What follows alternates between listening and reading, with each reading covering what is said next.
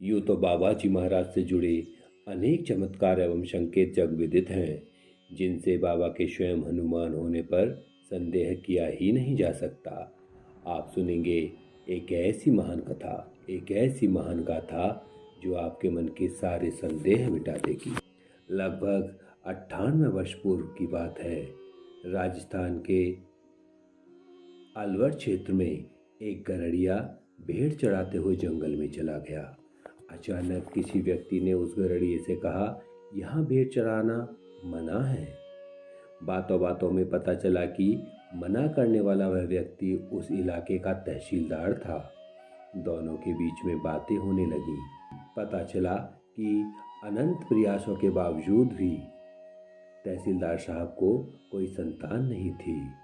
तहसीलदार की संतान न होने की समस्या को सुनकर गरड़िए ने उससे कहा, आप दौसा के बालाजी हनुमान जी के मंदिर जाकर हनुमान जी से जाकर बेटा मांग लो, आपको मिल जाएगा। न जाने क्यों तहसीलदार ने उस गरड़िए की बात मान ली और उन्होंने हनुमान जी से जाकर कहा कि अगर मेरा बेटा हो जाएगा तो मैं उसे आपकी सेवा में छोड़ दूंगा। इस बात का जिक्र तहसीलदार ने किसी से नहीं किया था, अपितु कभी अपनी पत्नी से भी इस विषय में उसने कुछ नहीं बताया था। मन्नत मांगने के 1 साल के अंदर तहसीलदार को एक बेटा प्राप्त हुआ, लेकिन बाप का प्यार आड़े आ गया। उन्होंने हनुमान जी से कहा कि मैं अपना वचन पूरा नहीं कर सकता, मैं आपका ऋणी रहूँगा। जब वो बेटा बड़ा हुआ तो शिक्षा प्राप्त करने हेतु पिता ने उसे हरिद्वार के एक बड़े विद्वान प्रभुदत्त ब्रह्मचारी जी के यहाँ पढ़ने के लिए भेज दिया। लड़के में अद्भुत क्षमता थी, उसे संपूर्ण रामायण का कंठस्थ ज्ञान था। बिना पढ़े ही वह रामायण का अति सुंदर स्वर में पाठ करने लगा। उसकी ख्याति दूर दूर तक फैल गई और वो बड़े साधु सन्यासियों और उद्योगपतियों के घर जाकर रामायण का पाठ करने लगा। जवान होने पर उसकी शादी भी हो गई।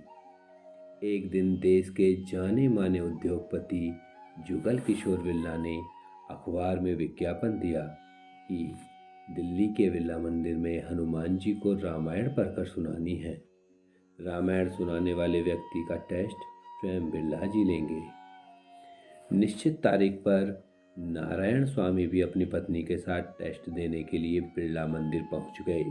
वहां आए हुए बहुत से अन्य लोग भी बिरला को रामायण पढ़कर सुना रहे थे। जब नारायण स्वामी का नंबर आया तो उन्होंने बिना रामायण हाथ में लिए पाठ सुनाना शुरू कर दिया। बिरला जी के अनुग्रह करने पर नारायण स्वामी ने उन्हें हारमोनियम पर भी रामायण का पाठ गाकर सुनाया। नारायण स्वामी के मुख से रामायण का पाठ सुनकर बिरला जी भाव विभोर हो उठे तथा बिरला जी ने मंदिर में नारायण जी को पक्की नौकरी दे दी। सस्ते जमाने में 350 रुपये पगार, रहने के लिए एक कमरा और इस्तेमाल करने के लिए एक कार भी नारायण बाबा को दे दी गई। नारायण बाबा का जीवन नौकरी पाकर बेहद सुकून और आराम का हो गया। रुपया, पैसा, शोहरत और देश के सबसे बड़े उद्योगपतियों से नज़दीकियाँ, और क्या चाहिए। बिरला जी के एक गुरु थे, संत बाबा नीम करौरी महाराज। बाबा नीम करौरी महाराज बेहद चमत्कारी संत थे। बिरला जी ने नीम करौली बाबा को अपने यहाँ आमंत्रित किया। जैसे ही नीम करौली बाबा बिरला मंदिर आए तो बिरला जी ने बाबा को प्रसन्न करने हेतु नारायण बाबा का एक रामायण का पाठ रख दिया। बिरला ने नीम करौली बाबा से कहा कि एक लड़का है जो बहुत ही प्रिय स्वर में रामायण गाकर सुनाता है। नीम करौली बाबा ने उस लड़के से मिलने की इच्छा जाहिर की। जैसे ही नारायण बाबा कमरे में आए, नीम करौली बाबा ने कहा, तेरे बाप ने हनुमान से धोखा किया है। नारायण बाबा अपने पिता के खिलाफ कुछ भी सुनने को तैयार नहीं थे, लेकिन तय हुआ कि यदि नीम करौली बाबा की बात सत्य निकली तो वो उन्हें गुरु रूप में स्वीकार कर लेंगे।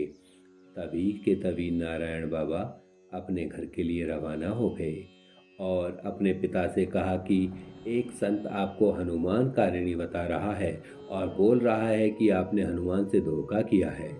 नारायण बाबा के पिता ने कहा कि वो संत अवश्य ही हनुमान हो सकते हैं, क्योंकि यह बात सिर्फ मुझे या हनुमान को ही पता है। पिता की बात सुनकर नारायण बाबा वापस चले गए और तभी से नीम करौली बाबा को अपना गुरु स्वीकार कर लिया।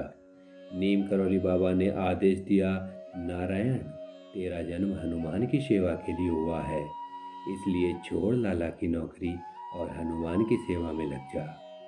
गुरु की आज्ञा मिलते ही नारायण बाबा ने नौकरी छोड़ दी और महरौली के जंगल में हनुमान जी के एक गुप्त मंदिर में आश्रय लिया। बिरला मंदिर से निकलकर अंजाले जंगल में हनुमान की सेवा शुरू कर दी।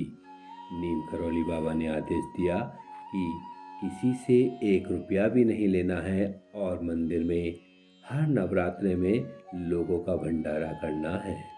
बड़ी ही अजीब बात है कि 1 पैसा भी नहीं किसी से लेना है और हर साल भंडारा भी खिलाना है, लेकिन गुरु ने जो कह दिया वो पत्थर की लकीर है। यही सोचकर उन्होंने हनुमान की सेवा शुरू कर दी। नीम करौली बाबा ने बिरला से कहकर नारायण बाबा की पत्नी को घर चलाने के पैसे हर महीने दिलवा दिए, लेकिन नारायण बाबा को हमेशा पैसों से दूर रखा। वर्ष 1969 से लेकर हमेशा इस मंदिर में हर साल 2 बार नवरात्रों में हजारों लोग भंडारा खाकर जाते हैं। किसी को कभी इस मंदिर में पैसा चढ़ाते नहीं देखा गया, लेकिन प्रसाद पाते सबको देखा गया। नारायण बाबा लगभग 98 वर्ष की आयु पूर्ण कर हाल ही में सन 2020 में अपना पुण्य शरीर त्याग कर ईश्वर के परम धाम सिधार गए। अब इससे बड़ा प्रमाण क्या होगा कि जो बात हनुमान जी से कही गई थी वो नीम करौली बाबा को कैसे पता चली। परम पूज्य बाबा जी महाराज सभी का कल्याण करें।